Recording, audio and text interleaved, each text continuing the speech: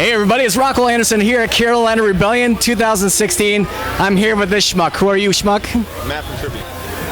I knew that. I just have to give you shit. It's all good. It's all good. You guys, and speaking of good, you guys aren't good. You're fucking fantastic. You guys are great. You know, we do a best of issue for Rockwell Anderson magazine every year, and you guys didn't make our top 10 last year because we did not see you last year. And I even put in the magazine, I said, normally we have to see you in that calendar year to qualify. I said Trivium didn't make it this year because we didn't see you, and that's the only reason. But we have no excuse this year because we already saw you today. Oh, you saw it good. And took some pics. Same, man. It was one of the best U.S. festival crowds I've ever seen. And I'm going to ask you to bring up the mic a little bit. There we go. And I got to say, okay, this is day 2 of Carolina Rebellion. And of course, Saturday is a big day. But I stayed for the headliner last night, which had an amazing, fantastic crowd. A huge crowd. But you guys had just as big or bigger crowd in the afternoon. That was amazing. I'm like, and this is, I gotta say, your set was the first set. They like to mosh and body pass at this festival. Your set, day 1, day 2, first one to really, the crowd really got into it. Thank you. Yeah, it was fucking madness today, man. We really feel at home here in this state, and it's been amazing, man. It's been absolutely amazing. So let's talk about music. Your latest album is? I was about to say in waves. Silence in the Snow. We have so many records now, it's hard to keep track. Silence in the Snow. Silence, which is the title track is amazing. What do you have? What are you going to release off of that album next? The first single was Until the World Goes Cold, and thanks to that song, we've met so many new fans. They're getting us just through that one song, and they're all digging into us and saying, "Holy shit, they've got another 6 records we can discover now."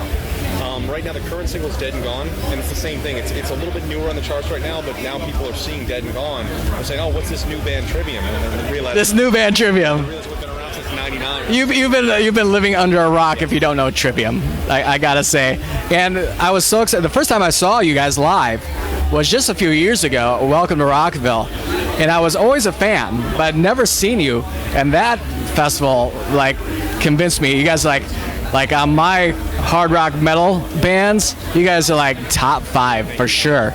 So, Mistress. Oh yes, but we did not 2009. It was.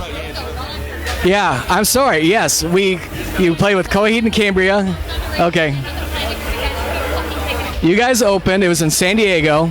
We didn't shoot that show. That's why I'm forgetting it. But that was the first time we saw you guys in San Diego. Coheed and Cambria and Slipknot was headlining, and we're like, why aren't these guys headlining? We're like instant fans, right there.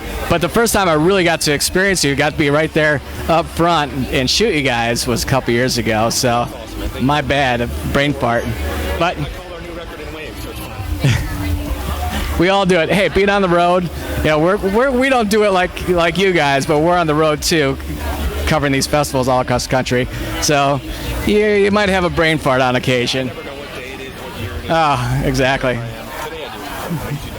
My wife, Mistress Mel, who's off camera, who interrupted earlier, she doesn't, whether we're on tour or not, she doesn't know what day of the week it is. But anyway, busting her balls a little bit. Let's get to your tattoos. Now, you've done stuff with Tattoo.com before.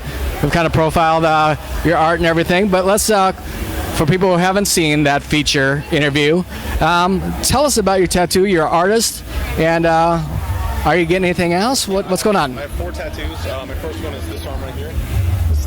What I decided to do is get traditional Japanese places. This piece I got is called the Ascending Dragon by Kitagawa Utamaro. If you've ever seen the old geisha paintings or woodblocks, he was namely known for that. But he did one piece of a woodblock carving called the Ascending Dragon, and it was actually right when we were releasing Ascendancy. So I figured it was perfect. So I had a man named Brian Bruno, who I've researched for years, I researched a shop for years at Tattoo City in San Francisco. So Brian Bruno did this. That's amazing. Is a piece depicting the samurai Watanabe no Tsuna. It's another classic piece that does exist by Yoshi Koshi. And I have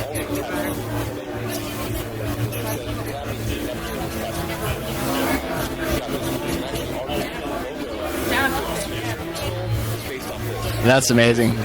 It looks very familiar. Do you want to turn your arm around a little bit so we can see it? Because the dragon wraps around. That's amazing. This is the second piece. The third one I got is this. It's a Japanese symbol called the Enso. And an Enso is a Japanese... Do that. Yeah, Do that. It's a Japanese existential symbol for perfection, imperfection, completion, incompletion. I got it for my wedding band. When I started training Brazilian Jiu-Jitsu, I noticed that my fingers are at risk all the time. So I figured I may as well get a tattoo in case I break my fingers. I have to cut my finger off to get the ring off or guitar. It was all preemptive thinking. The other piece is my back. I guess, should I strip for camera? Or? If you would. We have no problem. My wife would really enjoy this. Oh, I can take anything. Well, don't worry. Yeah, Mistress Mel's going to take some pictures as well. So we got on video and some pictures. So she's going to creep into the frame a little Down bit. to here, but I don't want to show you my ass. Oh, no That ass. costs extra. All right. That costs extra. You know, the basis for Pop Evil, he showed us his tattoos, but he wouldn't show anything below the waist either. So, I will. so I mean, I have. It's on Instagram. it's on. It's okay. So what's your Instagram handle? Kichi Chaos. So the full nude butt is on there if you can see. But the piece on my back is another Japanese story. It's about one of the Japanese warrior gods named Susanoo fighting Yamato no Orochi, which is an 8-headed serpent in the sea. That's what this piece is. And it still obviously has a lot of words in it. Any besides finishing that? Any more I mean, I'm gonna plan? go from my neckline to my ankle line and everything, but nothing really. I won't go aside from this here up or here up. Just because I said like traditional Japanese placement, I think people look awesome with them. Yours looks awesome. I've seen some dudes with awesome neck stuff, but I want to stick with Japanese traditional placements. See, I don't have a lot of ink. I've got this done, my Rockwell, and my head done, and just a couple of the small ones that are hidden. But I don't have anything on my legs, anything on my back. Yeah, I'm gonna So do absolutely everything from here to here down. excellent. Well, we've taken too much of your time already. Amazing. We'll see you more as the festival season continues. We appreciate your time, Matt, and good luck there. Keep up the good work, man. Thank you.